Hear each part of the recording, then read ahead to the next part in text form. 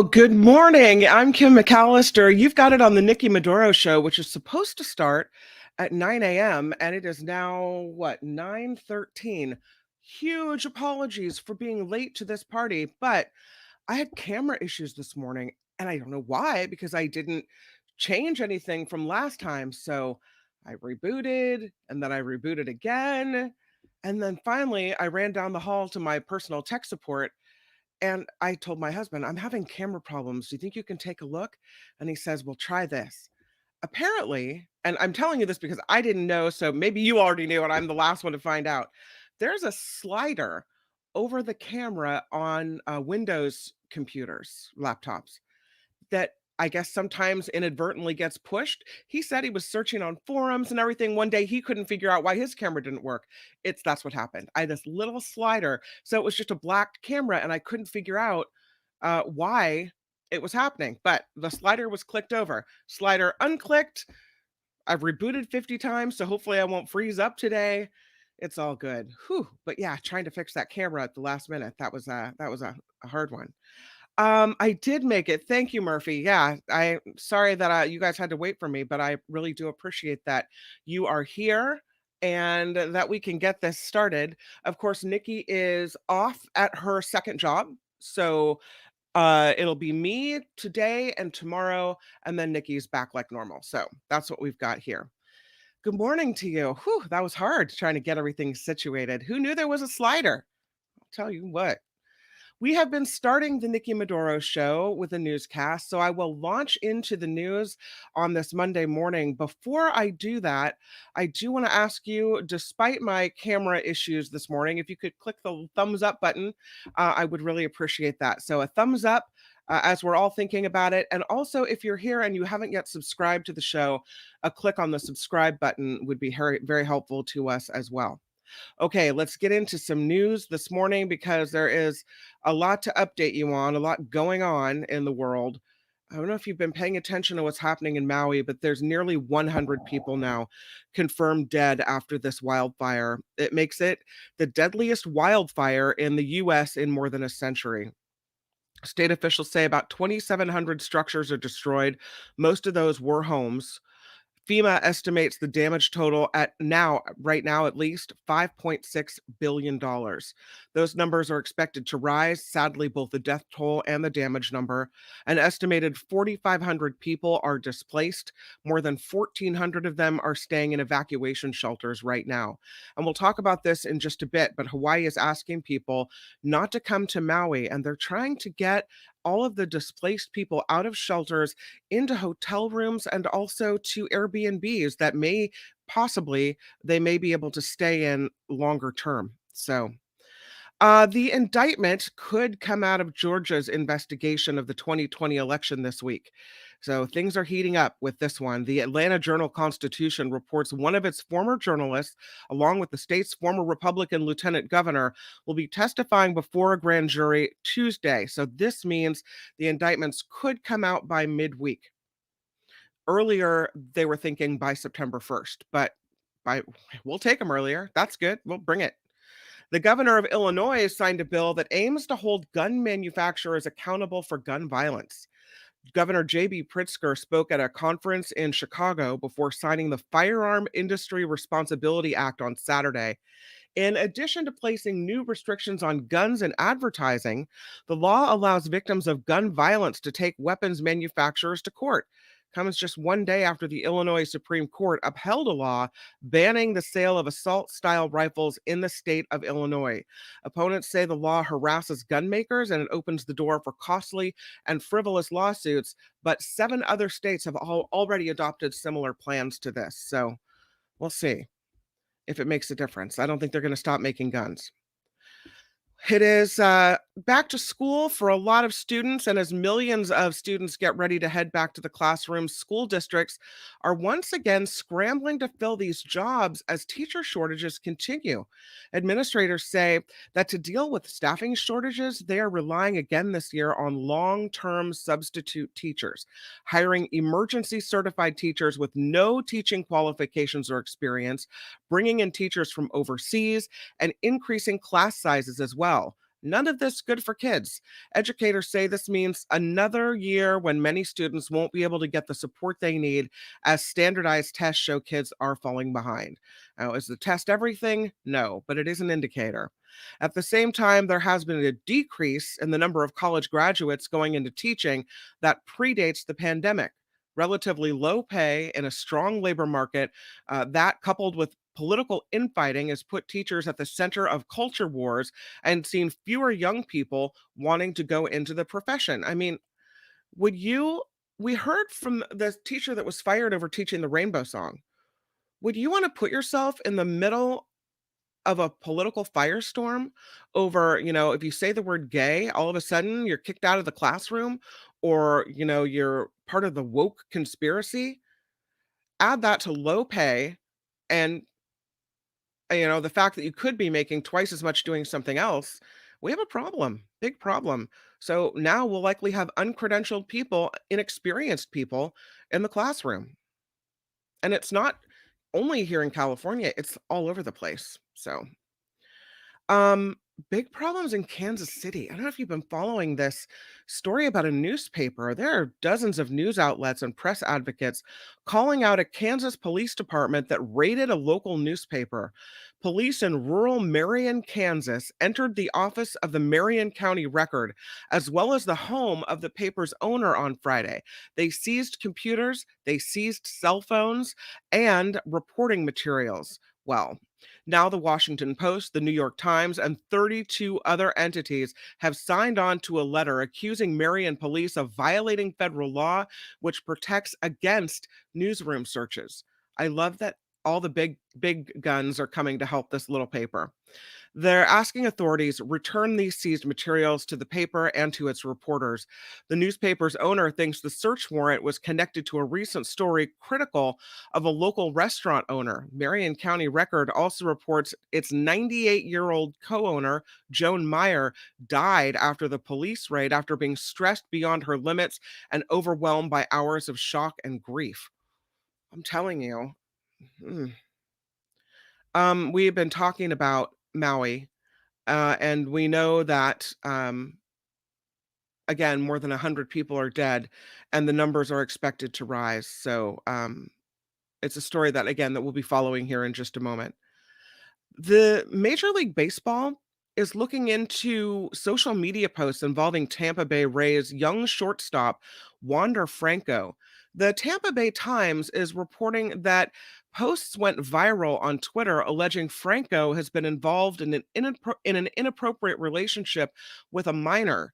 The 22-year-old had an off day on Sunday, according to Rays manager Kevin Cash, who declined further comment. The team released a statement saying they are aware of the news regarding Franco and they take it very seriously. They're in close contact with Major League Baseball. So don't know at this point if there's been any proof rather than just social media posts, but I guess they're investigating that. Here in the Bay Area, a sad ending to the search for this 17-year-old girl. She had been missing out of Saratoga. The family of 17-year-old Catherine Schneider confirming that a body found over the weekend in the Santa Cruz Mountains is indeed that of Schneider. Santa Clara County Sheriff's officials say the body was found near Castle Rock Park. That's where Schneider went missing from her Saratoga home July 5th. Her car was discovered roughly a month later right near that state park. The cause of death has yet to be determined. In Oakland, the search continues for a new police chief. The last public forum regarding the position was held over the weekend. About 3 dozen people showed up to let officials know what they want to see in the next Oakland police chief. Many residents complain crime in Oakland is becoming rampant. They say they want someone who is going to bring increasing crime numbers to a stop. So they didn't say how, but they just want the crime to stop. Oakland's been without a police chief since the mayor fired the chief of police, Leron Armstrong, 7 months ago. It's a long time to be without a police chief. It is a bit of a helping hand, Bay Area dock workers trying to help those who have lost everything in those Maui wildfires. Dock workers have been taking donations of everything from clothes and toys to pet food and toiletries to send to those in need in Hawaii. The goal is to fill a massive container, which will then pass through the port of Oakland and get to Maui in about 2 weeks' time. Anyone who'd like to donate to the cause can drop their items off at North Point and Mason in San Francisco through this coming Friday. So, what a kind thing to do. Residents in Stockton being told to keep an eye out for a mountain lion spotted in a local neighborhood. Somebody saw it in their backyard of their home on La Loma Way. The mountain lion didn't act aggressive at that time, but people are being told to be vigilant in this area. So it's always one of those things, keep your pets safe, right? And, when you look at the weekend box office, you know she did it again. It's Barbie, remaining on top for the 4th straight week. Greta Gerwig's blockbuster sitting now atop the North American box office with an estimated weekend gross of $33.7 million. That surpassed the billion-dollar mark last week. Oppenheimer, which hit theaters the same week as Barbie, took in $18 million and jumped back into second place. The weekend's top debut had a disappointing opening. It was The Last Voyage of the Demeter, and it placed fifth with only $6.5 million. Hard to compete with the Barbie Oppenheimer phenomenon that is going on. So, that is the news on the Nikki Medoro show, and I even did it without my little news sounder, which I now realize. So, it's all right. It all worked out. Something that happened in San Francisco. I don't know how many people went to see Outside Lands, the big music festival in Golden Gate Park.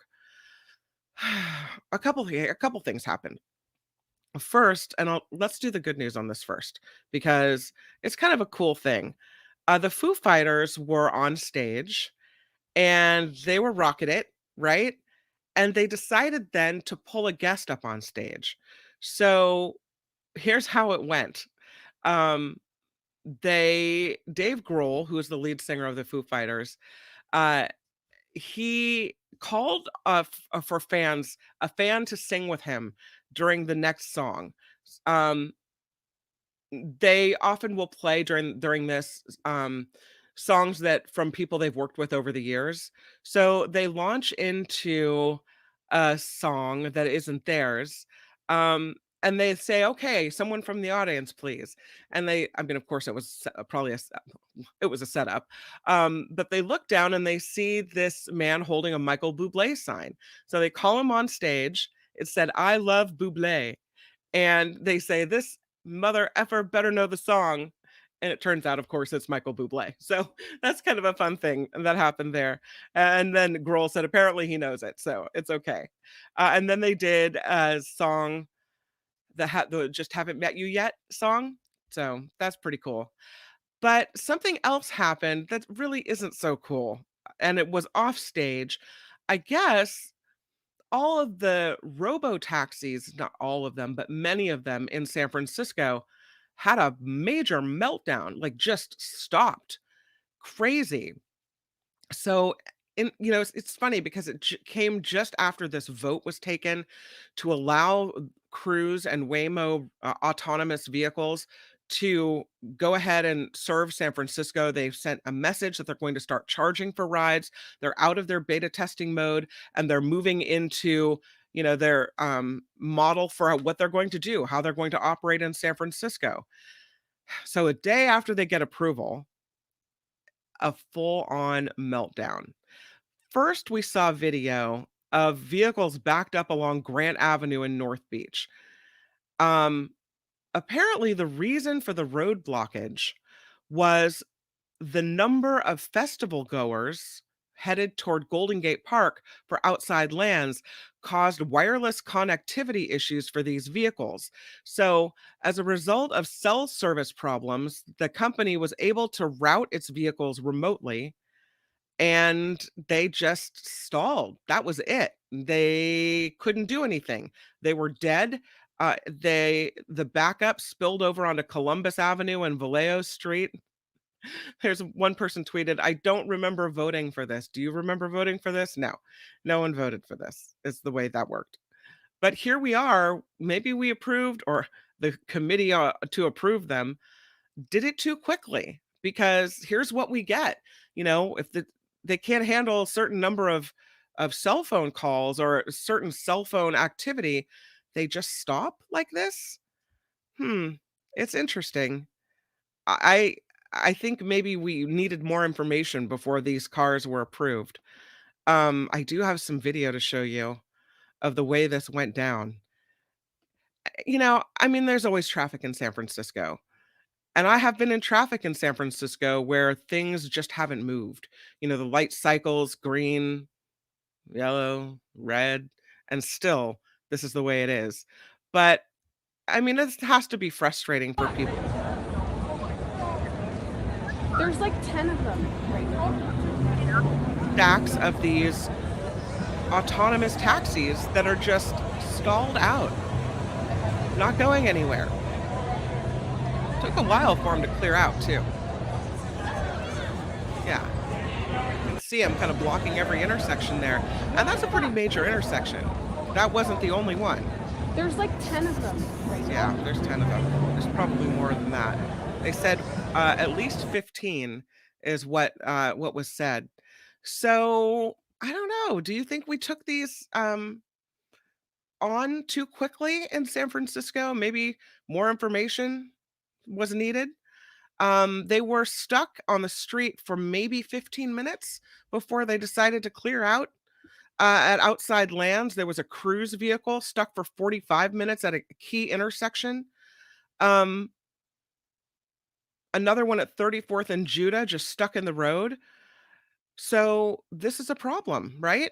Were a lot of people waiting for Muni at the end line as drivers tried to go around this whole thing. There was another one stuck there. So apparently this wasn't just North Beach. This was all over San Francisco that these driverless cars just stopped. Does not compute, cannot move forward. That's it. Now I'm sure that they're trying to fix the issue now, right? I mean, when you find that there's a problem, but still, man. Bert's cat daddy says autonomous cars are just mimicking SF drivers. It's probably true. Vilma says, I think it was a unique situation, unfortunately. Well, the thing is, I was thinking about that too, Vilma, but my thought is that it's not just outside lands that happens in San Francisco. There are big events all the time. There's conferences or events that happen at the Moscone Center, or concerts and at the Cow Palace. I mean, pick a spot, pick a late night venue, a nightclub. There's something always going on in the city. So if it gets overwhelmed by a number of phone calls, I think maybe they need to do better. Eric writes, they pushed out the tech before it was ready. Yeah, I think I mean, we're going to see this probably. I know you can't beta test for everything, but as we go along, we uncover these problems, and it seems like, yeah, maybe you're right, Eric. Maybe they did that. Uh, Chris goes to the bad place. Imagine if Russia attacked using hacking driverless cars. Well, they clearly, as happened, they can make traffic come to a standstill. That's for sure. Ricky Aubert, good morning, says they'll continue. This will continue hilariously. Sorry, I don't go to San Francisco. Yeah. And Bert says, yeah, it is a public safety issue. That's true. I mean, we can joke about it and make fun of, make fun of it. It's easy to make fun of it because it takes us out of the equation, right? So it's funny to see it make mistakes when there's no human to blame. I just, I don't know. Depeche Mode barely made it. I could hear the concert from my apartment in the outer Richmond. Yeah, so pretty loud. And helpless when they can't connect to the mother hive, says Viewfinder's president. It's true. Uh, yeah, I think the crowd was staged if you're talking about the Buble thing. That's true. But it's a moment where you wonder whether this was approved too fast, and we saw the whole Willie Brown pushing it through, trying to get everybody to vote for it thing, and here it goes. But and maybe it was a one-off. Maybe they can fix it. I don't know. Lori says another way out, infrastructure can be hacked now. Imagine if when more autonomous cars are on the street, you hack these cars and then traffic lights too. Eric also saying, why bother with driverless cars when our power grid is much easier to target? Yikes. Beth, hi, Beth Farmer says this is what happens when Waymo uses public communications. If they communicated through a shortwave band, private radio like cabs use, this wouldn't happen. Um, Katie, I've had them stop to allow me to cross the street in the Richmond district. No chance I'd cross in front of them. Well, they're supposed to have these little cameras and sensors everywhere, right? I mean, you're supposed to be safer walking in front of one of these vehicles than a person who's what, looking at their cell phone, putting on their mascara, right? Not paying attention generally. Viewfinder says fans are mad a concert was delayed from last weekend until Monday. Calvin says, isn't there an emergency number to contact those driverless cars? Nobody picking up the phone? Thanks, City Hall. There is a number, but it takes a while. It takes, and then they have to call for each car, I think, right? Or I don't know how it works. But when they seize up like this, they're supposed to call this number and, they're remotely supposed to be able to fix it. And if not, come out, get the car and tow it away and figure it out. But I think when you have 15 or 20 of them at one time, then it takes a lot longer to figure out the problem. Lori says, I think the security on those cars is easier to hack than the power grid. Perhaps, I don't know. Maybe not. I mean, you would think that high tech companies would have, um, I don't know, safeguards in place. I hope so. Birdie's cat daddy says computers are just high speed idiots. I wrangled them for 20 years, morons at best. Kathleen, another bad idea like Uber, Lyft, renting apartments out for short term visits. And Jim, sadly, we are not prepared with cell phone power towers going down, which was an issue with the Maui fire. That is true. And Pamela this morning, good morning to you. She says, I watched those Wayne cars or Waymo cars on Haight Street yesterday. Kind of freaked me out. Yeah, we've had John Daly and Mark post their ride inside a car, and it looks kind of cool. You know, it looks kind of cool. But I agree. When you're at the same intersection as one, hoping that it understands the rules of the road, I guess I'm just not experienced driving next to them yet. Ricky O'Bear says, nope, I'll allow it to have the right of way. That's right. Harry says, good morning, Harry. Autonomous cars and a phone number answered by an automated attendant. I think it's answered by a real person. I don't know. Kim says if lack of cell connectivity caused the problem in the first place, your call isn't going to go through in case of an emergency. Well, I think it's different when you call the fix-it number, but yes, whatever was happening with the cell phones or the cell connectivity of the cars, they might not have been able to reach their home base mothership. So I don't know. Lori says it's good that it happens with a small number on the street first. It's why you do pilot rollouts. And they did do a pilot rollout, but I guess until you have something like a huge festival or concert in the city, maybe they should have done that. But I think it's a little embarrassing that this happened the day after the autonomous vehicles got official approval in San Francisco. Whoops. Oh, that's not good. Something else right near Outside Lands. I saw this story was breaking last night. There was a body found in a duffel bag right in Golden Gate Park near Outside Lands. It's not the first time they've made a grisly discovery after Outside Lands. There was that horrible situation of remember the double murder and the people were charged in Marin. They'd also allegedly killed a hiker in Marin and then killed someone else in San Francisco.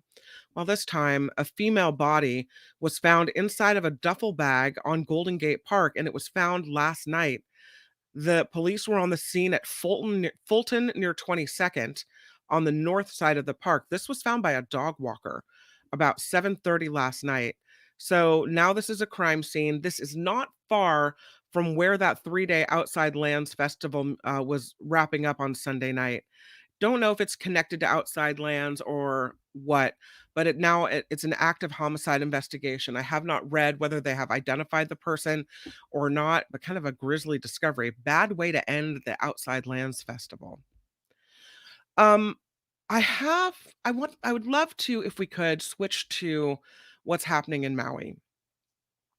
There are, I wanna let's start with this because I got this message yesterday from, and, we have a handful of listeners in the Hawaiian Islands that live there and tune in every day and have really become part of this, Medoro family, the Medorables, the chat room, the people we hang out with every morning.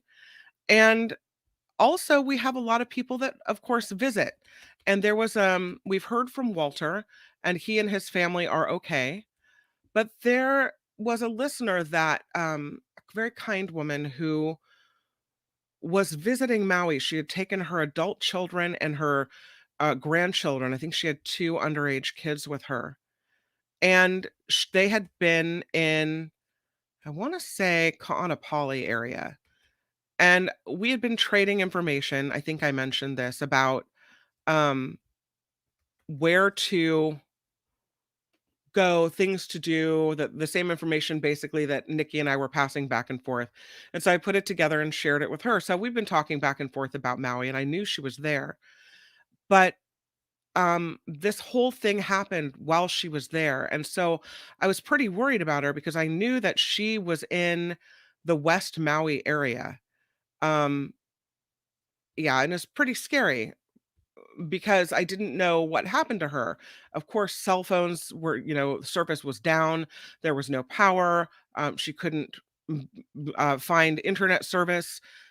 Uh, it was a scary few days where she was out of contact, and I was hoping that she was going to be okay. Well, she sent a message, and I was hoping that I could read it to you because the story of what she went through is pretty amazing.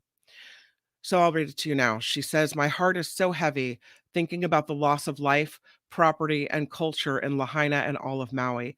Um, and she talks about it being difficult for me. Not half as difficult as it is for the people of Maui, I'll tell you that. I thought I would share some of my experience with you, she writes. As you know, my family and I are safe, and for that I'm deeply grateful. But it has me thinking about making sure friends and family have detailed information on my future travel plans.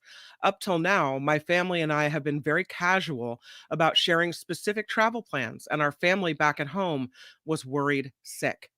Also, we had 3 separate rooms where we stayed that were spread out through the hotel, so we didn't have each other's room numbers. We had no way to find each other until I was able to have the hotel pull an emergency guest list. There are so many lessons to take away from this experience, but for now, I'm trying to regroup and find the best ways to help Maui. She writes, and this arrived yesterday. She said, "We flew in to SFO last night. That was Saturday night. And when I finally got home, she says, oops, I'm sorry, my computer clicked off. She said, when I finally got home, she just burst into tears, absolute tears. I think after everything she went through, you'll understand why. What an absolute nightmare. Um, and it's hard to say because you have the people of Maui and so much death and destruction. And for them, it was the real nightmare, right? But for somebody who was there and witnessed it, I don't think you can take away that they're profoundly affected by it as well. So I just feel like that's important to note that you don't have to be um, affected by the worst of the worst. You can just witness the worst. We've seen that a lot with reporters who I've known a lot of people who've covered hard things and are looking at hard things all the time. And eventually it takes its toll. So I completely understand why this viewer was so affected by what happened there in Maui. Um, it's funny. And she's so kind. So she details her kind of what happened with her, and I think it's, a very interesting account, and she talks about how the power went out first, and they thought, Okay, so we're sitting in Maui in the dark. We can deal with this. This is, we're still together. We're still sharing our family vacation. We can do this. This is okay. And then cell service went down and they thought, okay. And then the landline went down. And then they thought something's happening. They were supposed to go on an excursion and the excursion ended up being canceled. And the operator of the excursion said, "We're not able to do the excursion today and good luck to all of you." She went, "Good luck? What do they mean?" At this point, they're still not told of the risk of what's happening of anything like that. And they're in Kaanapali and there's still no evacuation or anything like that yet. So they're still trying to figure out exactly what's going on here in this situation. Um, and so she starts to get a little more scared. And now she's trying to use her cell phone, but she can't get any coverage. So someone tells her that there may be coverage up at a school. So she heads up to the school, drives around, and manages to get some cell phone coverage, and finally realizes what's going on when she hears some stories on the car radio. Um, she says the winds were high, but we thought it was overly cautious to cancel that excursion. We had reservations for the luau that night at a hotel. We were told in the morning it was still on. Later, it was canceled.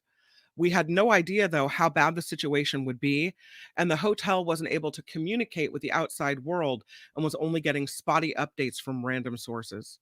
From Tuesday evening forward, she writes, the hotel restaurants were closed. The pool was closed because the filtration system couldn't run and they were running on generator power. And she said, I began to sense that a real problem was brewing. They organized one restaurant with grab and go meals that were only available if you showed a room key because there were people from other hotels trying to get food from our hotel. She said it was chaos. She was at the Ritz. She said they organized rollaway beds in the banquet rooms so that the staff had a place to stay. Many of them couldn't go home. Wednesday morning, this is when she drove to the school because we were told there was some cell service there. So I drove around for a couple hours trying to get service and I finally found a spot because I needed to contact my travel agent to get my family to a safe location outside West Maui and had no way to contact anyone until then. I also wanted to just get my family back home knowing we were all safe. And she said, while I was driving to find a cell spot, I heard the cultural director at the Ritz Carlton on the radio say that the hotel was possibly running out of diesel fuel powering generators. And I realized we were not in a good situation. The travel agent found us 3 rooms, or so I thought. I headed back to the hotel to gather my family. When I arrived back, there were people scrambling around saying everyone needs to leave right away. So now here comes the evacuation. The choice was either leave right then or first thing Thursday morning. They were running out of food and fuel. The hotel was completely closing Thursday morning, and we were told the road to the airport was open to get out, but nobody would be let back in. We decided to leave because we thought we had a place to stay. As we headed out Wednesday afternoon, we saw 6 or 7 large tour buses and 3 school buses full of hotel guests evacuating from different resorts with police escorts. So we followed them out. Our drive through Lahaina was devastating. All I could do was cry seeing what had happened. It was all gone. Nothing left but a smoldering heap. Down power poles everywhere. I realize now, she said, the cars lining the streets were people trying to drive out and that some people weren't able to get out of their cars and escape on foot. And she said it was absolutely heartbreaking. When we finally got to the other side of the airport, I got a call from the hotel saying we were booked on another island. What? My travel agent made a huge error. So there we were on the side of the road, 5 adults, 2 small children, and nowhere to go. Every hotel was booked solid on the island. My son and son-in-law got on their phones to find us a place to stay, and there were 2 Airbnbs for us they found. It was a miracle to find them. One a studio in Kihei for my son and his girlfriend, the other a home in Haiku for the rest of us. The home in Haiku had been occupied by a family that evacuated from the fires in Kula, but they were cleared to go home. The family that runs the Airbnb in Haiku just put that home on Airbnb as my son-in-law was looking. It was Hanamana, she says, more tears. We had our original airline tickets for Saturday, and were faced with the dilemma of staying until Saturday or trying to get an earlier flight out. But we decided to stay put and let the airport and shelters clear out the travelers before adding the seven of us into the mix of all that was going on. We thought it best to stay out of the way if we could. And the stories that we heard from locals, she says, were heartbreaking. We ate at local spots to support businesses. Several of them said they didn't know what would become of them when the tourists were gone. It's a struggle to find balance in supporting the economy by visiting and giving them the time and space to heal. And I don't know the answer, she writes, but hopefully it will become more clear when the dust settles. One man I came across said his home in Kula was still standing, but the homes on either side of him and much of his neighborhood was gone, and he couldn't go home because of the toxic nature of the area. There was no water or electricity. He was staying with friends in the area, grateful for their kindness. I know this is long, but I really think her experience is worth hearing about. She said we decided to go to Makawao to offer support if needed.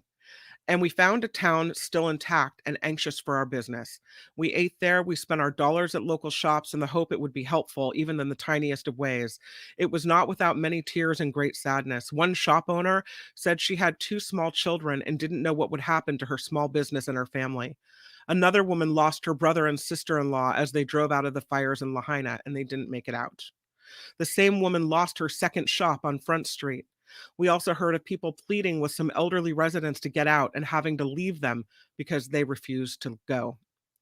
The cafe we ate at each morning in Haiku, called Baked on Maui, was lovely and so kind to us. And as we were eating on our last morning, a lovely woman who may have been the owner approached us to say that she overheard we'd been evacuated from Kapalua.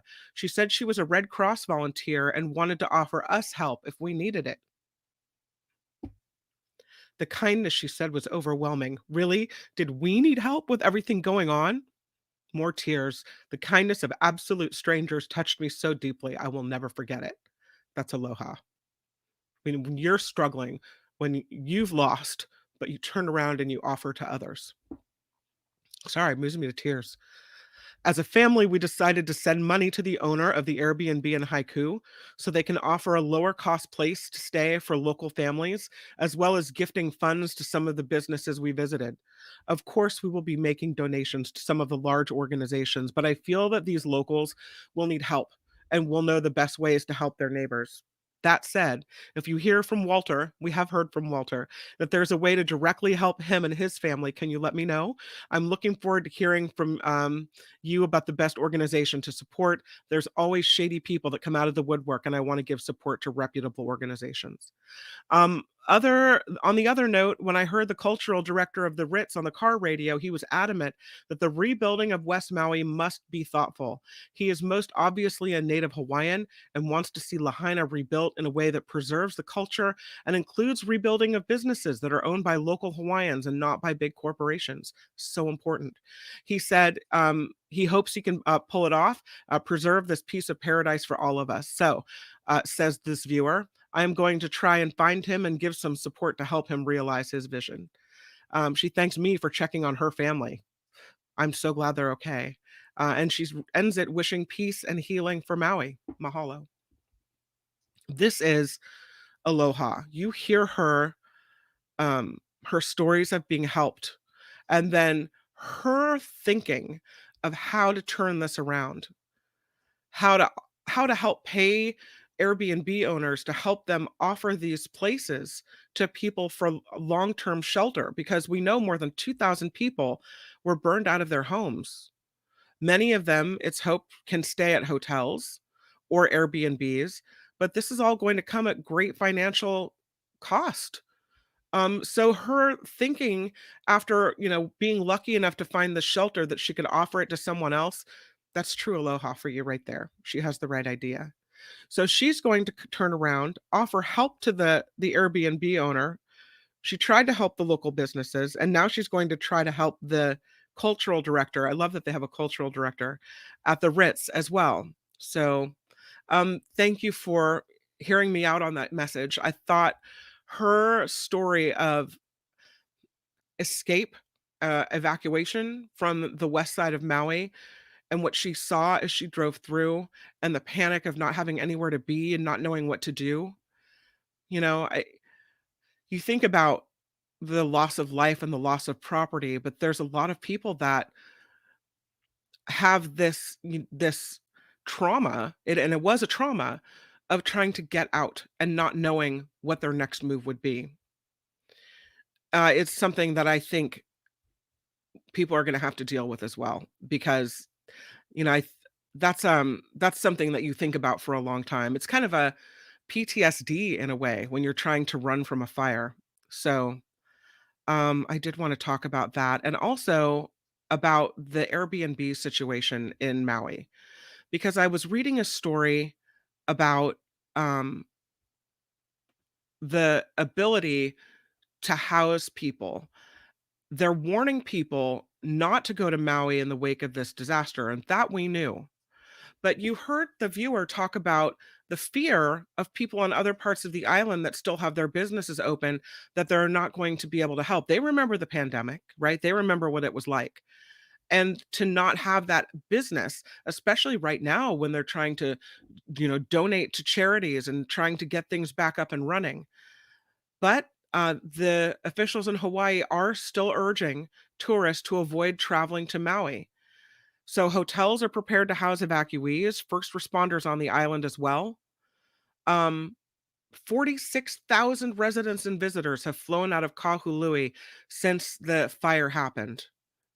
In the weeks ahead, they say, the collective resources and attention of the federal, state, and county government, the West Maui community, and the travel industry has to be focused on the recovery of residents who are forced to evacuate their homes and businesses.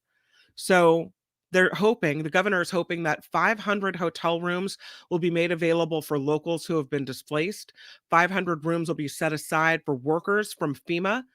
Some hotels will carry on with normal business, trying to help preserve jobs and sustain the local economy.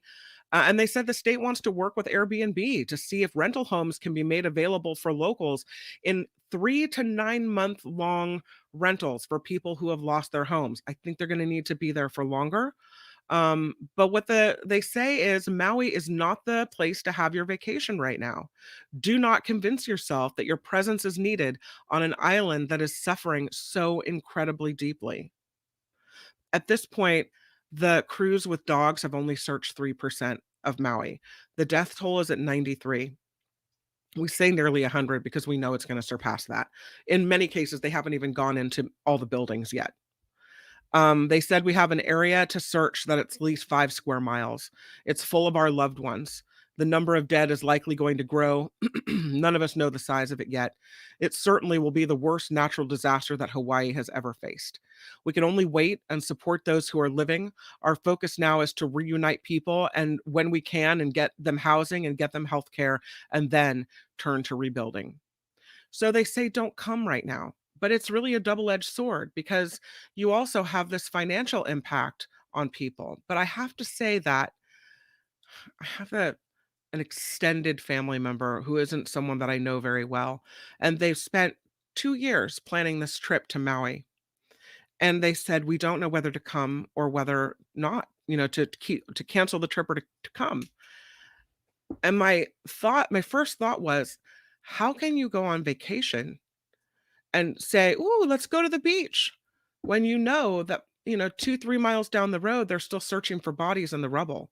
I just don't think unless you have some type of specialty, right? You're a nurse or you're in hospitality, you can offer some service that serves people at the local shelter. So it becomes then a volunteering vacation, right? You take time off to go volunteer in this area if they need people to do such things. You're a medical professional, you're someone that has expertise in the cleanup after fires. That I can get behind. But I don't think I could just go on a vacation for fun in a disaster zone, even if it's on the other side of the island. What do you guys think? I mean, they're telling people not to come. I know it's hard for these businesses, but I don't think it's appropriate. I don't know. What do you think about all this? Um, Oh, here's a comment from Jim.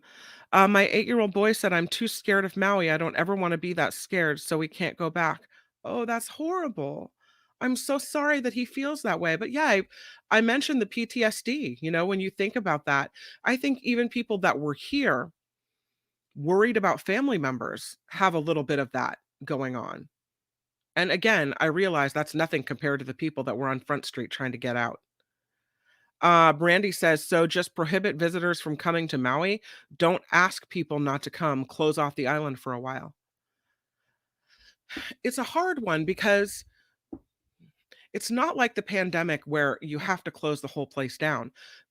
It's a fairly spread out island. There are other towns and villages that still need the business. Although I would argue that leaving these Airbnbs and hotel rooms open for people that lost their homes is a far better way to help than going and filling those Airbnbs up yourself, right?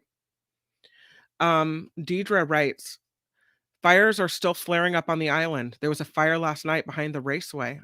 Oh no. Betsy writing, hi Betsy. If you're not a professional, stay away.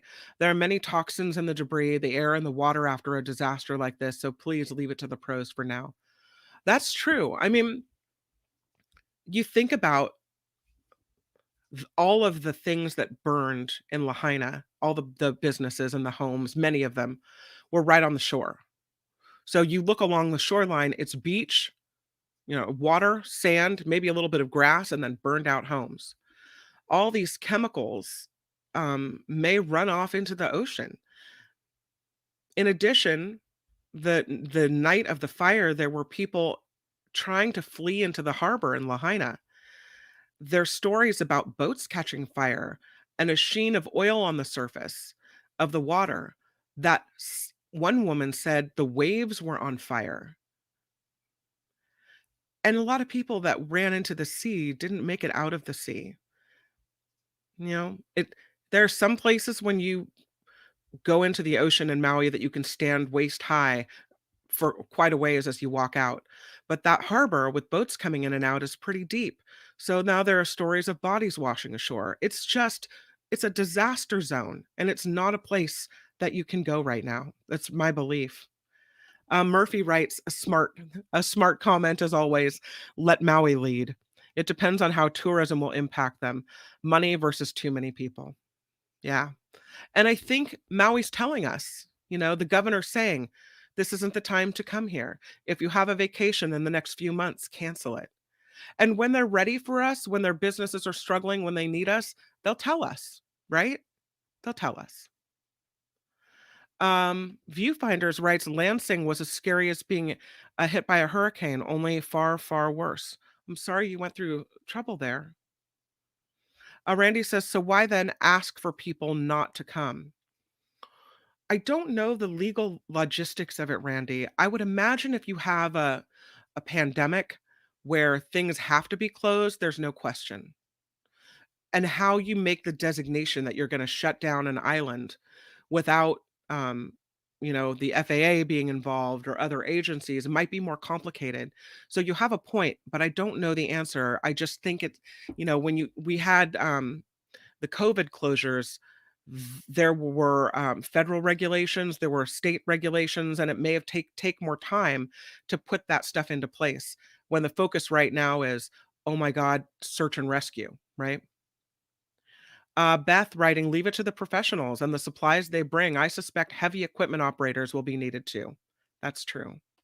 And Murphy says, I'd be worried about the first responders trying to take a vacation. They need to refill their buckets rather than continuing to run on empty. They should not go to a place of trauma right now. They will, though, won't they? Because they're the kind of people that will do it. They know when they're needed, they know when people need their help, and they go that way. Uh, Good morning, Karen. Karen, I believe Karen's in Maui or on Hawaii, maybe the Big Island. She says, I just tuned in. Maui has only been 3% searched so far. I mentioned that earlier. There may be hundreds of deaths per the local news last night. I think we know that most of the first 80 people were found not in buildings. The cadaver dogs hadn't been brought in yet. So these were remains that were found on the street, on the cars, perhaps washing up. So it's all of the buildings that now need to be searched. And as Karen writes, not very many have been searched. And all this is going on. I just don't think it's time for fun and frivolity on the beach a couple miles away. Yes, Randy, again, I think it's more complicated than that, but I agree. Close it for now, and then you have to have a special permit to come for some if there for some reason, and then reopen it when you can. But again, maybe all this takes time. Hula Steph, thank you for writing in. There are so many bad guys trying to take advantage of the horrible situation. KTVU interviewed a woman who said armed gangs held up a supply caravan trying to ship food to the Lahaina area. True? I don't know if that's true or not. I haven't heard that story. That's awful. Oh, hello from upcountry Maui. Um, I'm glad you're okay. I know there was a fire upcountry as well, so I'm glad you're here to type. Katie says, I've already decided that when they need tourist dollars, I'll go. Until then, I'll give what I can. Um, Viewfinders, Lansing equals Lahaina. I wondered. I thought, oh God, there must have been something happening up there. I don't know. Chris writes, I'm sure the Hawaiian natives want the land and see an opportunity. So here's the problem with that, Chris.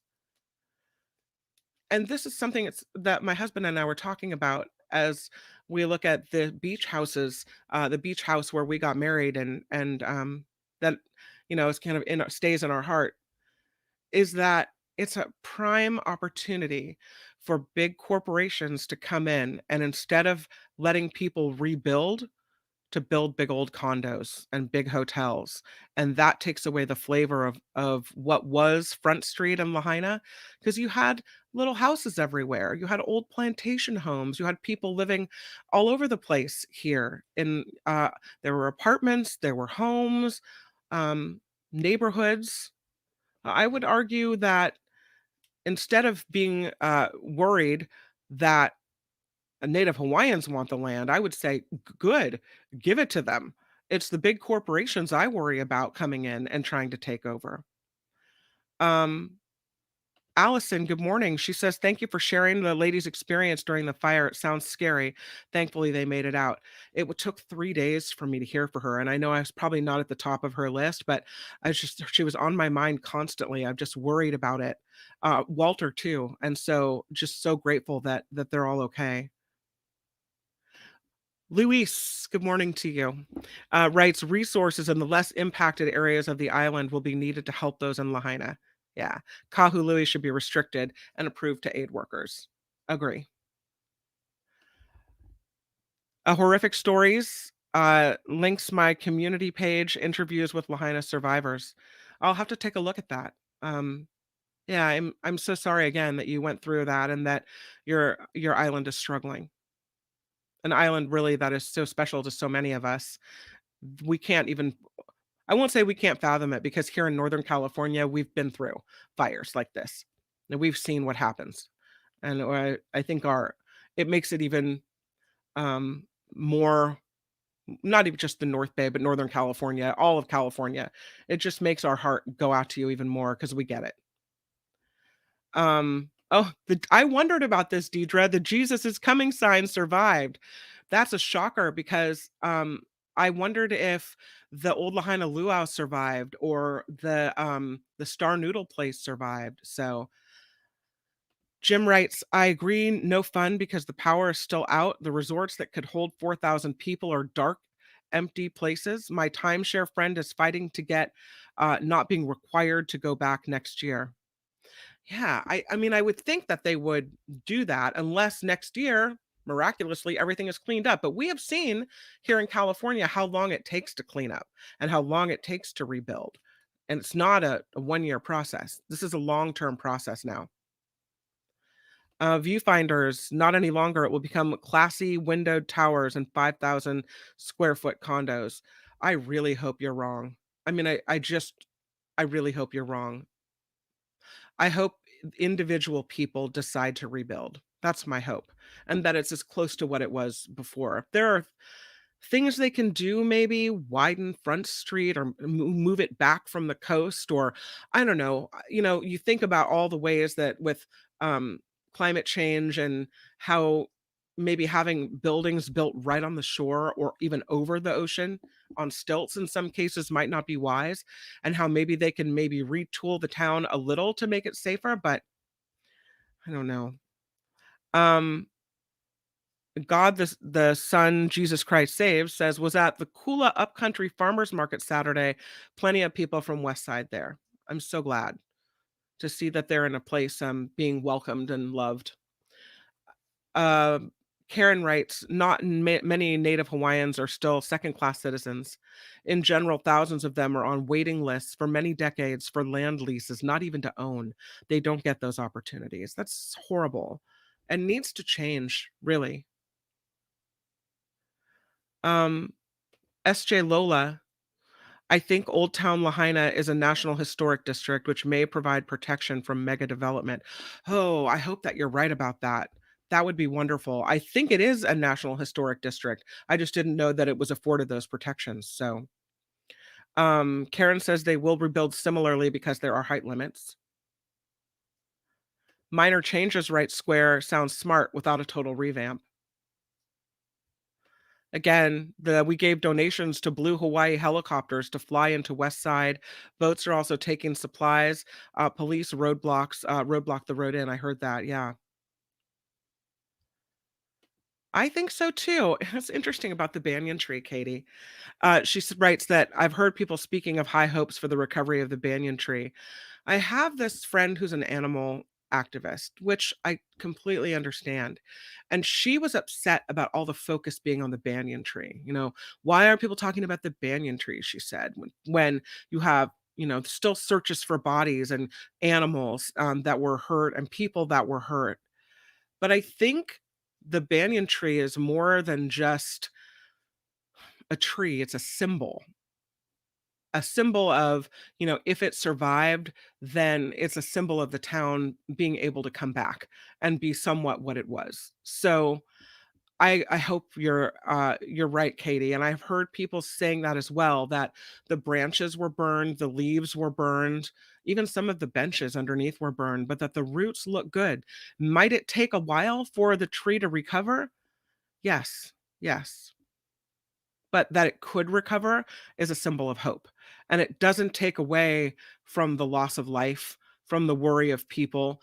But I think people need to find the the silver lining, the ray of light in a situation like this, because it's so sad, because there's so much death and loss, people and animals, that when you find something to hold on to that's good, it's a way to lift your heart a little bit. So Phineas, aloha, Kim. Aloha to you too. I have family suffering from multiple aspects of PTSD as our family members, oh, were burned alive in paradise, and our extended family have family in Maui still missing. Oh, Phineas, I was so sorry to hear that you lost people in paradise and that you have questions about the missing in Maui still. I'm so sorry. I hope they're found okay. I know there are still at least 2,000 people on the missing list. So I'm so sorry, Phineas. That's awful. I can only offer hope that, that your people are found safely, but I'm sorry about that. Karen writes, Blue Hawaii are really heroes. They went out immediately to film from the air and transport supplies. Yeah. I know, Randy, because but I get it in a way, because you do want the focus to be the people that died, and all these people on the internet are posting pictures of their family in better days with the banyan tree in the background, and they're, oh, the banyan tree might have lived, and they're excited about that. And does it take away focus then from the horribleness that's going on? Yes, but I just feel like, why take away that positive from people? I don't know.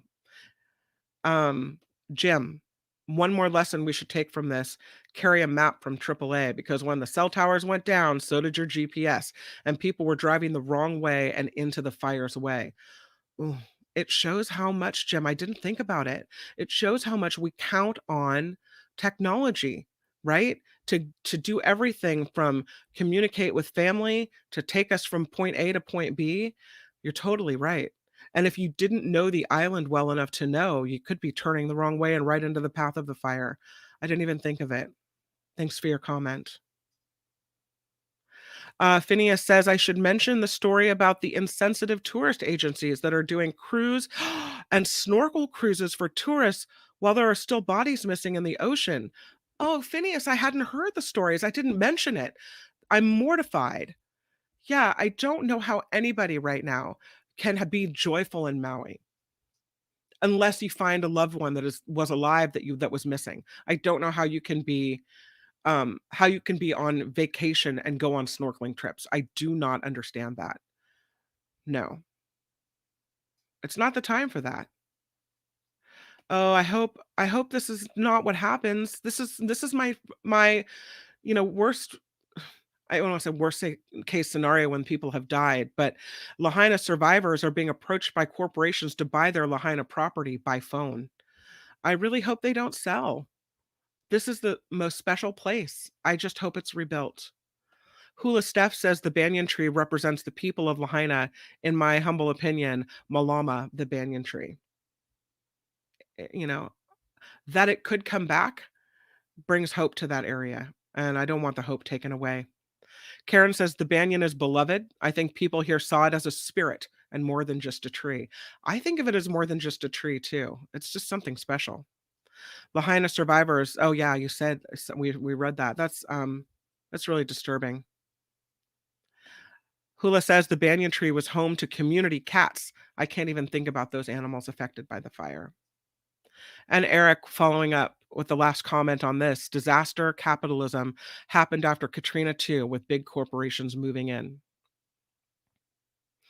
We saw in Santa Rosa after the Coffee Park fire, people would get some people that didn't want to rebuild, that just wanted out of the area. And I completely understand wanting out of the area. You've been something through something like that.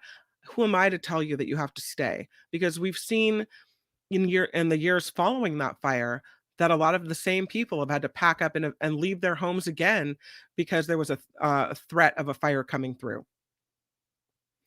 So I get that people, might not want to rebuild, but it's sad to see people take the insurance money and just walk away and leave the property empty. And I hope that those little homes and neighborhoods in Lahaina come back and that they're not just all condos, that we don't have a Lahaina become Waikiki. Because while it was touristy, a cute little tourist town full of tourist shops and restaurants, it wasn't Waikiki. It never was Waikiki. It was you got the feel that it's a real neighborhood here. You know, there should not be any tourist stuff on the west side. But I was born and raised on Oahu. Hawaii has to have tourism to maintain it. If you shut it down, you'll get a domino effect. That's the fear, but I feel like God, the Son, Jesus Christ saves. I feel like if we have to listen right now, that we have to suspend tourism for at least the next few months. And as Murphy was saying, let Hawaii take the lead. They'll tell us when they're ready for us to come back, right? Um, well, thank you for that discussion. You kind of come down on the same place I do, I think. There are some, and compiling this list. There are some great charities that I have found that I would like to promote. There are some restaurants that I really like. Ululani's is one of them. It's a shave ice place. They had 2 storefronts in Hawaii. They actually just had a franchise open here in California in Stockton, but they lost both of their restaurants or their storefronts. This is just kind of a little shave ice place where you walk up to the counter and order. They said luckily all their employees are alive, but a lot of them lost their homes. And so they've put together a GoFundMe for Ululani's that they say will go to their employees who have lost everything. And then after that, if they have any left over, the money will go to the fund. And I'm working on a PDF because I wasn't quite sure how to present the information to you so that you could just click on a link. Um, but I have that link. Also a link for a restaurant chain, another restaurant chain that includes Star Noodle and Old Lahaina Luau. They were also putting together a GoFundMe. And then there's the Hawaii Community Fund, which I'll give you the link to. That one is being touted by former President Barack Obama as a great way to donate. There's the Red Cross as well. There's a lot we can do to help. I love, though, the thought of giving money to the people from Ululani's or Star Noodle who are lucky that their employees are okay, but their employees lost their homes. So it feels like a way to directly give to the people who lost their houses. And maybe the money will be used for long-term Airbnbs or to help feed people. But whatever it is, I like the idea of kind of a more direct donation instead of to a larger fund. But I'll get that information to you. I have it. I have it here. I just have to make the PDF file, so we'll get that done. Be careful where you donate though, because as mentioned, there's a lot of people that come out of the woodwork with their hand out that don't deserve it. Okay, so let's talk about let's talk about Trump because there's a lot to say. Uh, the Iowa Fair was held over the weekend, and it's a big thing for Republican candidates to show up at the Iowa Fair. They have the traditional soapbox that you get up on. There are a couple events that are considered to be important. And over the weekend, it was Donald Trump's turn to go to the Iowa Fair. He showed up in his private plane, and he, the article on CNN says the private plane touched down just as Florida Governor Ron DeSantis was flipping pork chops and greeting potential GOP caucus goers. DeSantis's day was filled with traditions that make this Iowa Fair in Des Moines a stop on the presidential campaign trail. Uh, but Trump did not take part in the traditions. He's like, I am not doing this. But of course, the crowd flocked to see him, which I don't understand because you know, I think it's important to show him what you think of him. And that means turning away. I would just not show up or turn my back. But these are people that support him. Um, he he's got a fourth indictment coming from the state of Georgia, likely in the next couple of days. He's got, you know, legal troubles up the wazoo. He traveled to Iowa with an entourage, and I guess they say he was trying to troll DeSantis. It was made up of members of Congress from Florida who have endorsed Trump over DeSantis. The list of names goes on. He says there were flyers that seemed to jab at DeSantis' record on agriculture being passed around the fairgrounds. Um, is This is silly. Trump arrives, he greets supporters, he moves through the crowd.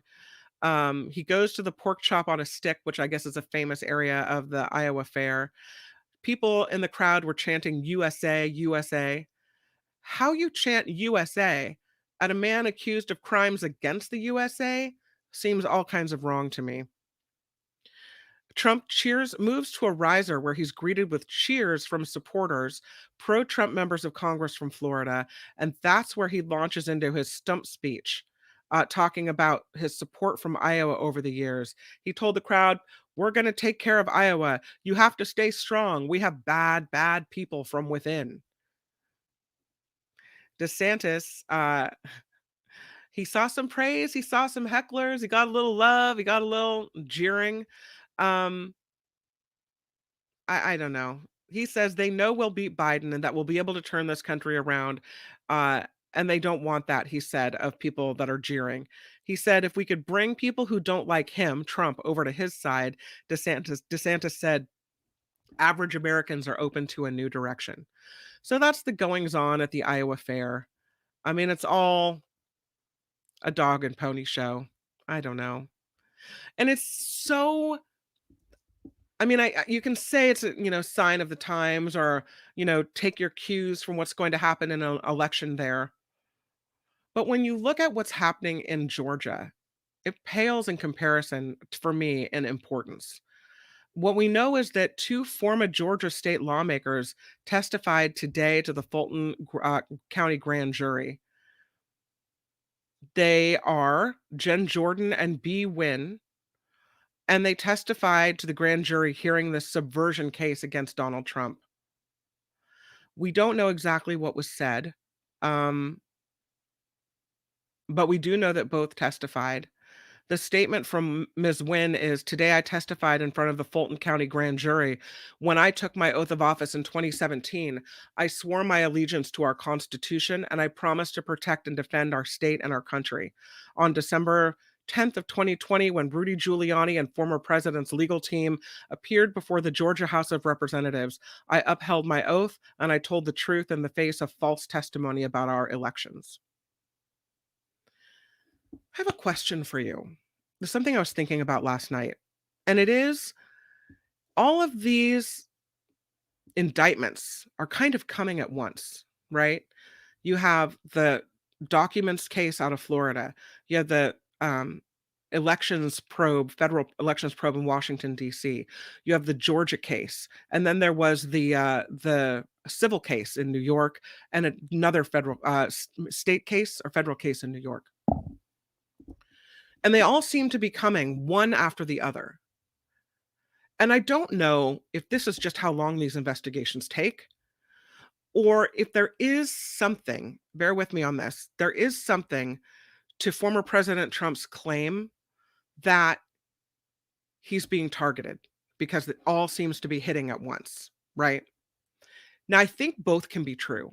I think that he can have done, and I think it's true, so, but still use the word allegedly, horrible things, not upheld the Constitution, basically be the biggest villain in American history. That can be true. All the charges can be deserved and warranted. That can be true. But it also can be true that he's being targeted because they're all coming at the same time. And I don't know if asking that question or letting yourself go there is wrong because it gives his argument any credence. I don't know. I mean, what do you think? Do you think this is just the way investigations run? This is how long it takes. And so that's why all of the charges are coming now, right before this election? I wish that hadn't happened. It seemed like the evidence was so strong that the investigations would have gotten started earlier, they would have moved faster. I'm glad that if they needed this time, they're taking it so that they can have everything in order and everything ready, because I know you don't indict a former president without it having a hell of a case. But there is something to it all kind of converging and gelling at once that maybe makes you think, He does have attacks coming from all sides."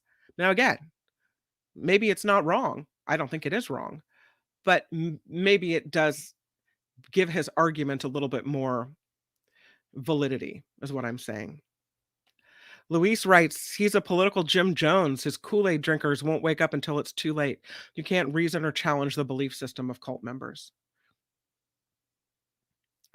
Karen writes, "If Biden didn't show up, he'd get criticized. It's a no-win situation. He needs to see what's happening and is expected to visit like any president." Yeah, I think you're talking about Iowa there. It shows the people there that they are important, writes Karen. Randy, indictments don't mean anything if they're not followed by some convictions. That's true. But again, Randy, I would argue that you don't indict a former president of the United States without having a hell of a case. And all the I's are dotted and all the T's are crossed. And I get that that is probably what took all the time, but I can't say that that I don't think that the convictions are coming, because it seems very obvious to me that you wouldn't have brought these charges or have grand juries agree the charges are even warranted unless there were convictions coming. Innocent until proven guilty, I get that. But for me, I feel like you have to have an awful lot of evidence and an awfully strong case, or you wouldn't have done it. Um, Birdie, Birdie says, "Let Florida secede. Donnie can be president there." Even if Trump is being targeted, it's for good cause. Keep him out of office. I agree with that. I just worry that because it all came together at the same time, that people will believe his argument about how he's being targeted. And if it's making me even ask, well, is he being targeted? But then the second question there is he being targeted unfairly? And I don't think he is being targeted unfairly. John writes, weird that perhaps the biggest villain in American history is such a vile, disgusting clown. True. Talking a little bit about Hawaii. Yeah, there's so much going on in Maui that I don't really want to get down on someone for their different political beliefs today. But I will say that regardless of your politics in Hawaii, the federal government is going to help. And I think they would have done that whether it's a Republican or a Democrat in office. I think when disaster strikes, we're good people. The American people are good people and we help. So, um, yeah. Randy saying, let's see it. I had Randy. Randy saying, I understand what I'm saying. Good. Sometimes we don't meet eye to eye, Randy, but I love you. He's saying there are no convictions, and this just gives the appearance of targeting Trump, and will just fire up his followers. That's true. That's very true. That's why I think it was so important, and probably why these investigations took so long, and they're probably so ironclad, these cases. We'll see. Eric writes, the way Trump's acting, he should be in jail until his trial comes up, threatening the judge. The more he opens his mouth, the more shocking things come out. And you're thinking, really? That's not wise. Talking about the trial. Um, Pamela writes, the office of the presidency became a joke in 2016.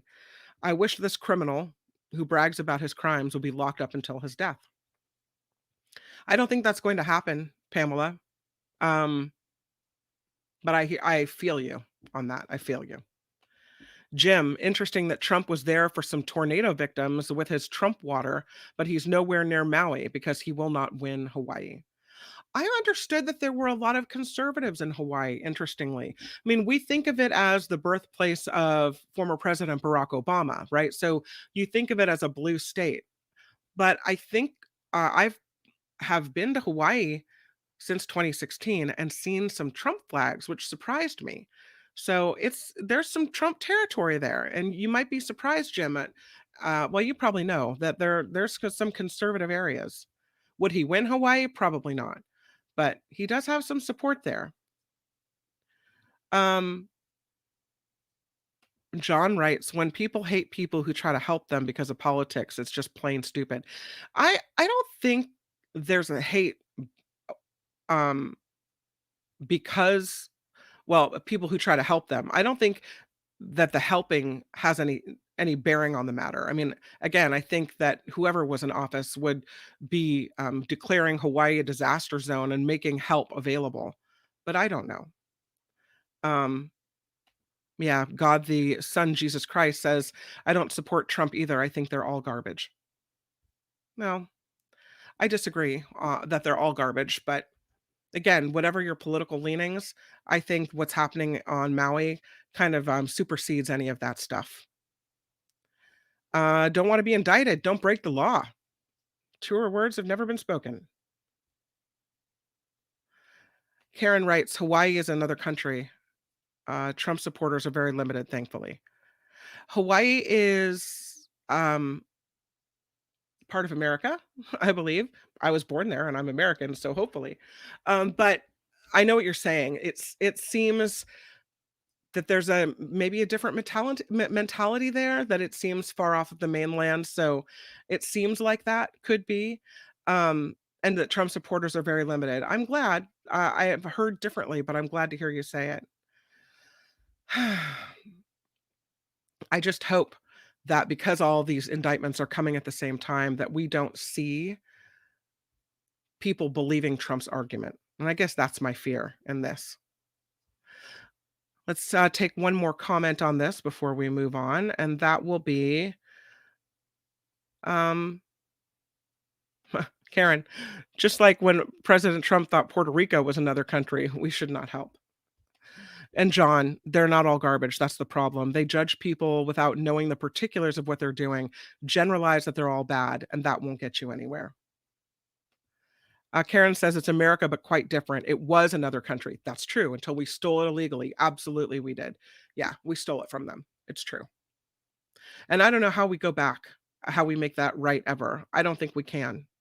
I mean, now you've got, you know, Americans owning property there. Everything's all intermingled. I don't know how you would ever give Hawaii back. I don't know.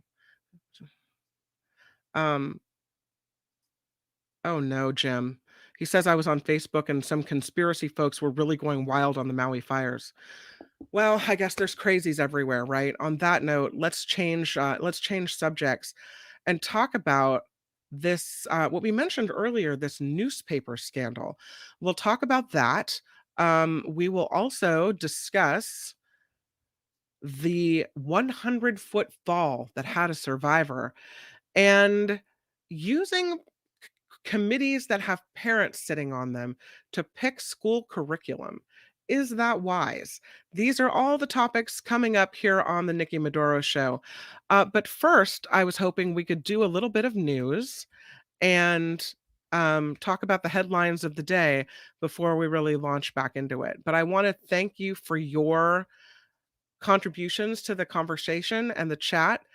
And for those that spoke this morning via chat and talked about the loss of life that you're dealing with or that your family members are still missing, thank you for sharing it. And I'm really grateful and I'm hopeful that you find your people. Okay, so let's move toward news now. And then again, we'll be right back to talk about what's happening in Kansas City. Now, from around the world to up your street, the Nikki Medoro Show presents News Czar Kim McAllister. As we've been mentioning, the death toll from the wildfires in Hawaii is nearing 100. State officials say about 2,700 structures are destroyed. Most of them are homes, and FEMA estimates the damage total now at $5.6 billion and growing. Prosecutors in Georgia presenting their election interference case against Donald Trump to a grand jury today. Fulton County District Attorney Fannie Willis has led this investigation into the former president's alleged efforts to overturn his 2020 election loss in Georgia. Trump today launched a series of attacks against Willis on social media, arguing he did not interfere in the election. The search continues for suspects in connection with a flash mob shopping incident at a Southern California mall. Up to 50 masked, hoodie wearing thieves ransacked a Nordstrom store at the Westfield Topanga Mall in Los Angeles. This happened late on Saturday afternoon. Cell phone video from the incident showed male and female suspects smashing displays, grabbing clothes and items before running from that store.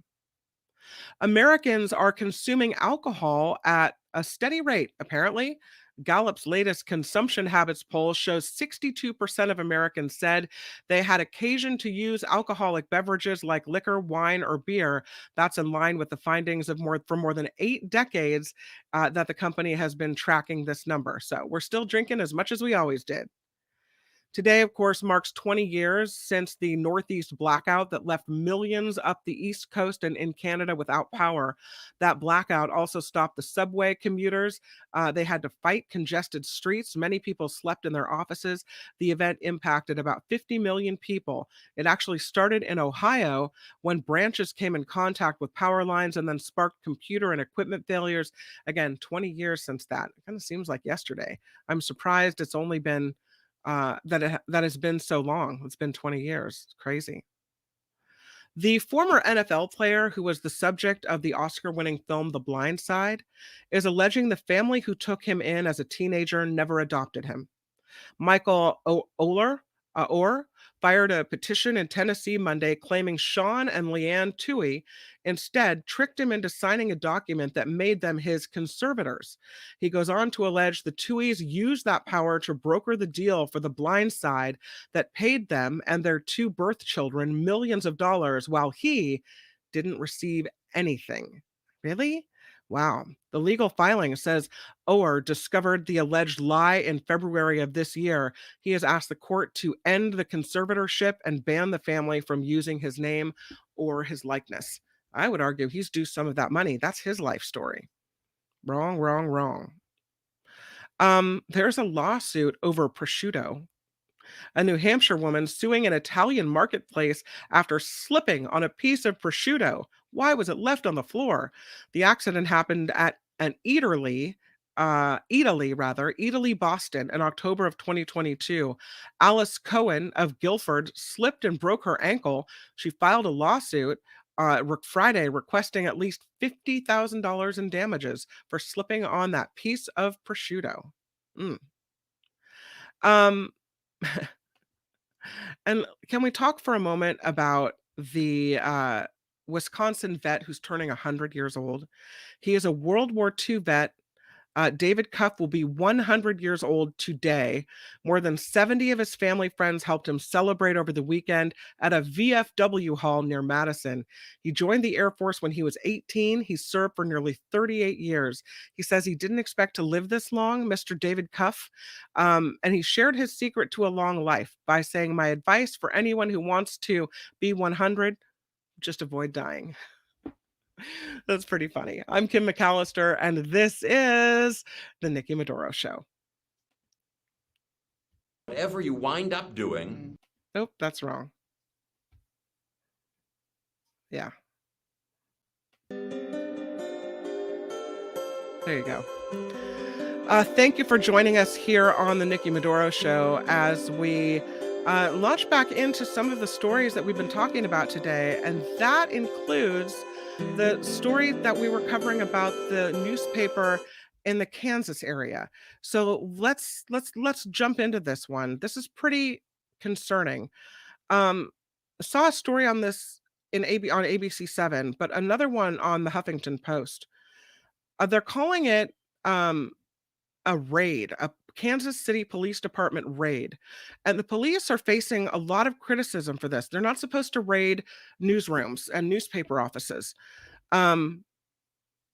This was a small central Kansas police department in Marion, Kansas, and they raided the offices of their local newspaper, also the home of the newspaper publisher and owner.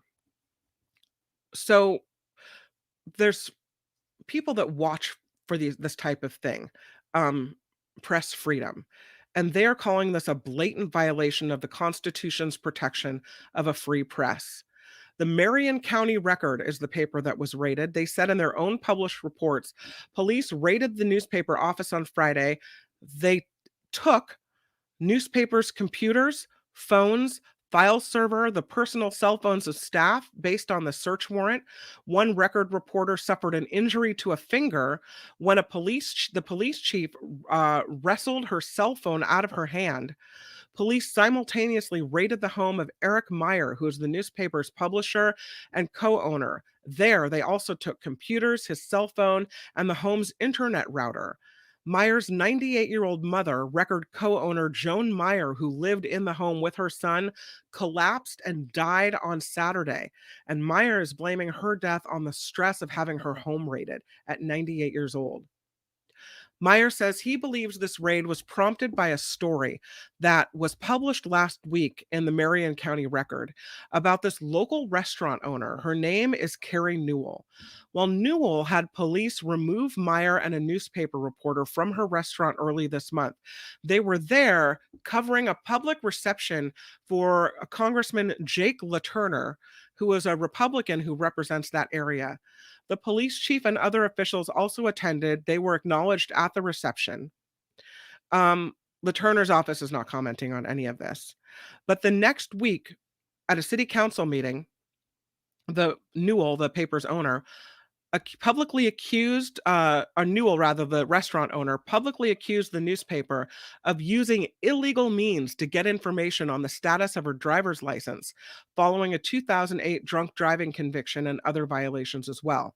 The newspaper said it received that information unsolicited, which it verified through public online records, and it eventually decided not to run a story because it wasn't sure the source who supplied it obtained it legally. But the newspaper did run a story on the city council meeting in which Newell herself confirmed the DUI conviction and that she'd continue to drive even after that when her license was suspended. She said the newspaper was looking into the police chief's background and why he left Kansas City, Missouri. There was a 2-page search warrant signed by a local judge listing Newell as the victim of alleged crimes by this newspaper. When the newspaper asked for a copy of the probable cause affidavit required by law to issue a search warrant, the district court issued a signed statement saying no such affidavit was on file. So there's no probable cause affidavit, but the search warrant is issued anyway. Now Newell's not speaking to the press. She says she She's too busy to speak right now. The police chief is defending the raid, telling the Associated Press that while federal law usually requires a subpoena, not just a search warrant, to raid a newsroom, there is an exception when there is reason to believe the journalist is taking part of the underlying wrongdoing. You can't do this. You just can't do this. The police chief was hired in April after serving 24 years in Kansas City, Missouri. He also did not answer questions about how police think Newell, the restaurant owner, was victimized in this case. But the newspaper plans to sue the police department and possibly others as well, calling the raid an unconstitutional violation of the First Amendment's free press guarantee. The longer I think about it, is nothing short of an attempt to intimidate us, maybe to prevent us from publishing. They didn't have to go through this. They didn't have to go through the drama. The American Civil Liberties Union comments, and they say this seems like one of the most aggressive police raids of a news organization or entity in quite some time. That it's quite an alarming abuse of authority from the local police department there. It looks like the latest example of American law enforcement officers treating the press in a manner previously associated with authoritarian regimes. The anti press rhetoric that has become so pervasive in this country has become more than just talk and is creating a dangerous environment for journalists trying to do their job. I'm horrified by this. First of all, if you're going to raid a newsroom, then you better have the proof and everything backed up to show that that you have a probable cause to go in there and do it. And even then, I feel like freedom of the press is really, really too important.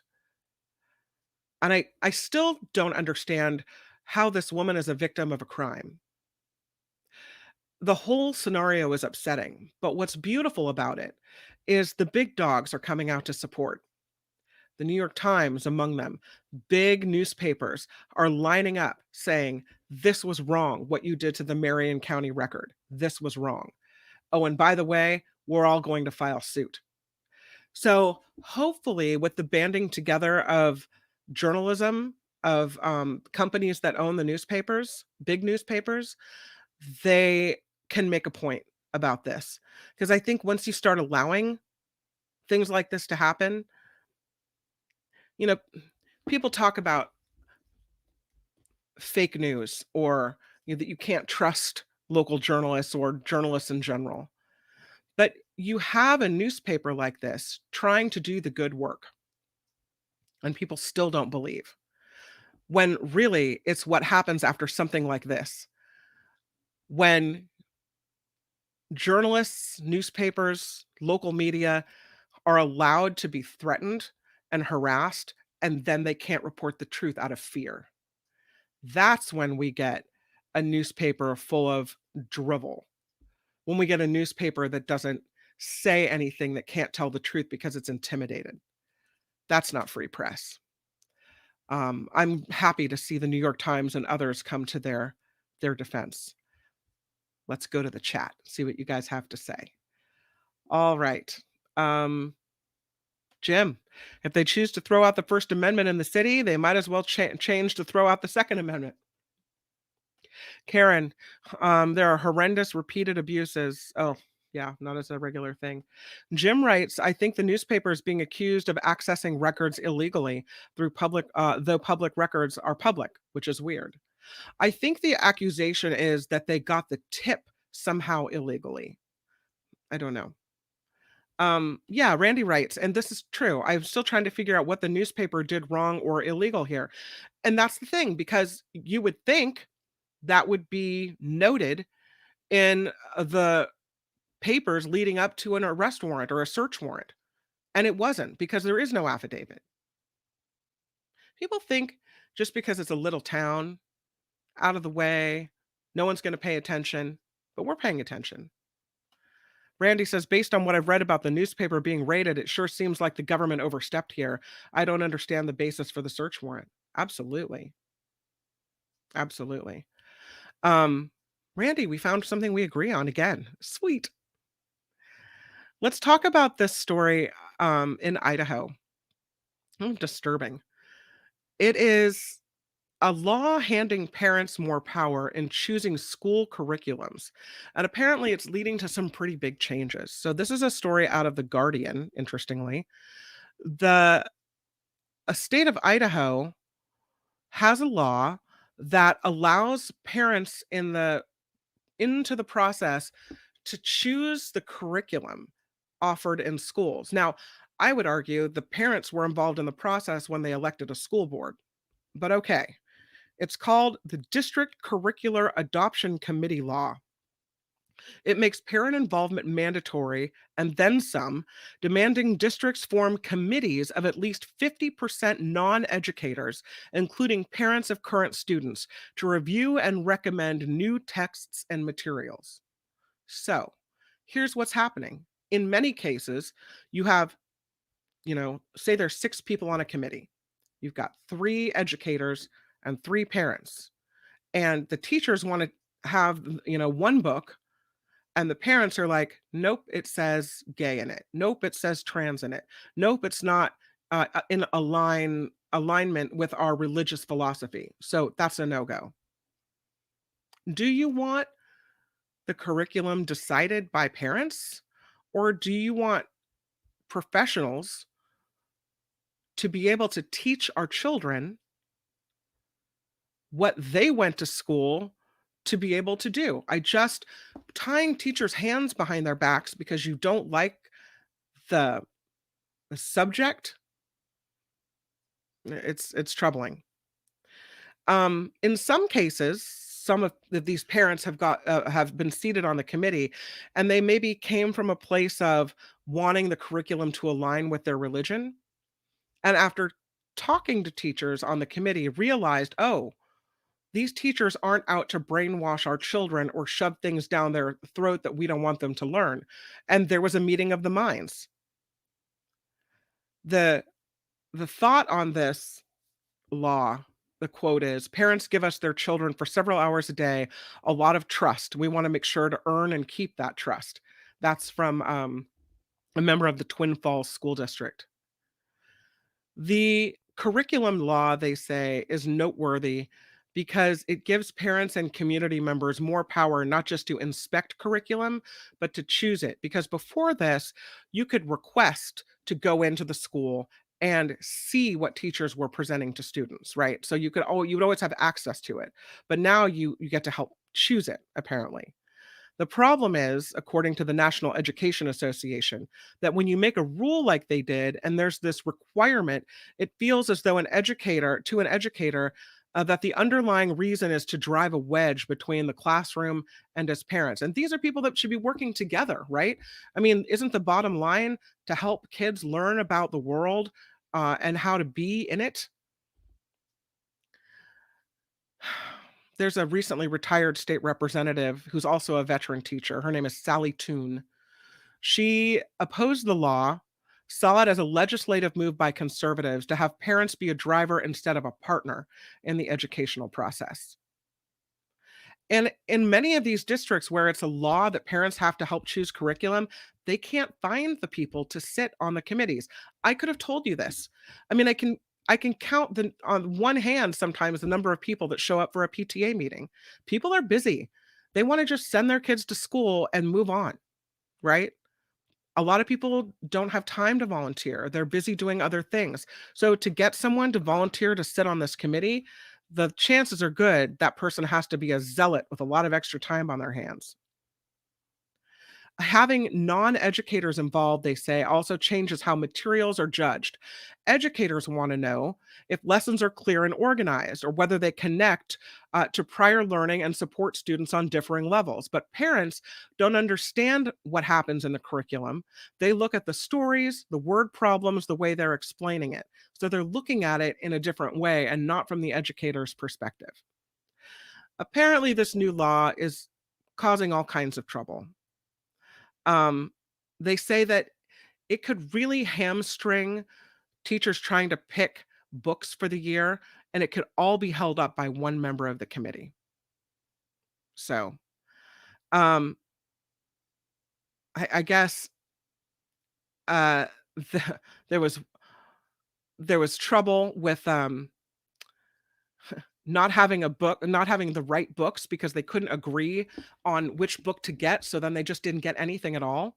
And teachers are saying, we had no spelling lists, no word work. The first unit was on the desert, and we live in North Idaho, said a fourth grade teacher.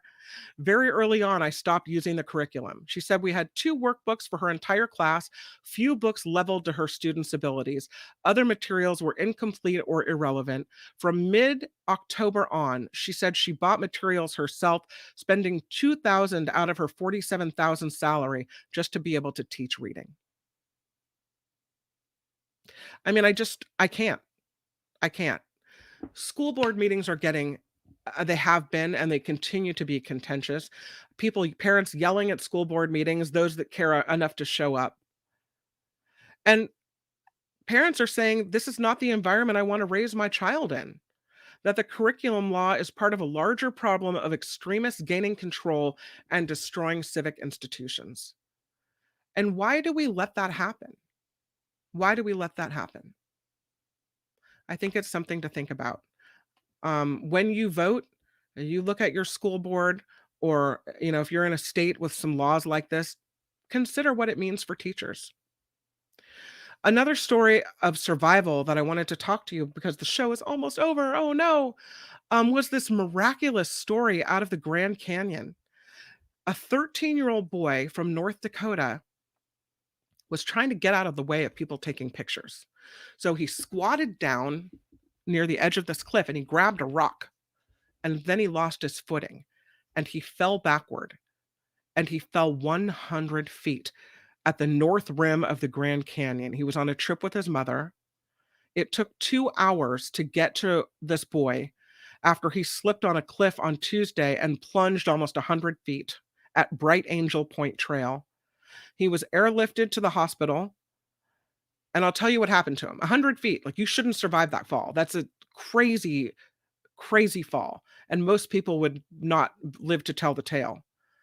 He's alive and will recover from 9 broken vertebrae, a ruptured spleen, a collapsed lung, a concussion, a broken hand, and a dislocated finger. I mean, I think he'll probably have back problems for the rest of his life, but to live, to survive that, wild. He says, I was up on the ledge. I was moving out of the way so other people could take a picture. I squatted down and was holding onto a rock. I only had one hand on it, he said, and it wasn't that good of a grip. It was kind of pushing me back.